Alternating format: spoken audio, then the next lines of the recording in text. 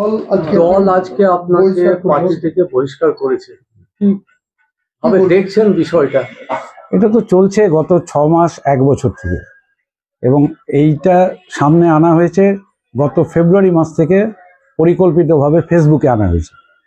একটা অংশ দলের মধ্যে তারা আমার বিরুদ্ধে সবসময় কাজ করেছে, এবং বিজেপির সঙ্গে হাত মিলিয়ে একটা অংশ অনৈতিকভাবে এই জেলাতে তারা কাজ করতে চেয়েছে। তার আমি বাধার কারণ ছিলাম।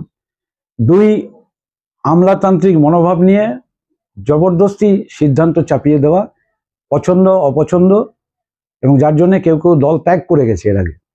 এটা সবটাই হচ্ছে যে আমাকে বহন করতে হয়েছে এই জেলার একজন পুরনো কর্মী হিসেবে। এটা আমার উপরে একটা শত্রুতা আছে।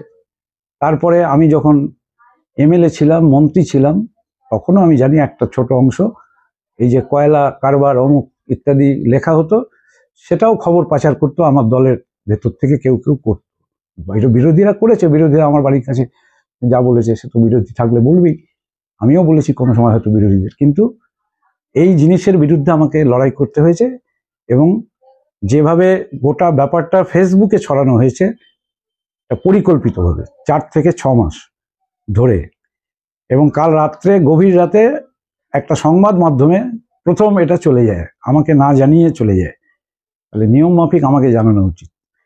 আমার সাথে শেষ বৃহস্পতিবার রাজ্য সম্পাদকের হোয়াটসঅ্যাপে কথা হয়।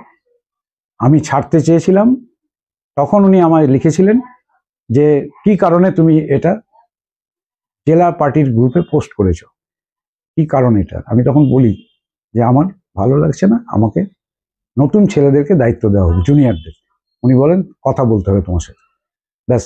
তারপরে আর আমি কিছু জানি না, কেউ আমার সাথে কথাও বলেনি।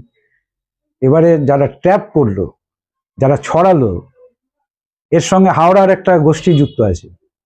বুদ্ধদেব ভট্টাচার্যের আমলে হাসপাতালে বেআইনি কারবার করে যারা অ্যারেস্ট হয়েছিল, তখন আমি মন্ত্রী ছিলাম, আমার মনে আছে বলে আমি জানি, তাদের ঝাড়খণ্ডে একটা সম্পত্তি আছে, বেআইনি সম্পত্তি। সেই সম্পত্তি এখন আমাকে বলে, যেহেতু আমি মন্ত্রী ছিলাম, আমলা পুলিশ কেউ কেউ হয়তো চেনে আমাকে, কিন্তু আমি কেন ব্যক্তিগত অনুরোধ করতে যাব? এবং দলের একাংশ এর সঙ্গে যুক্ত আছে।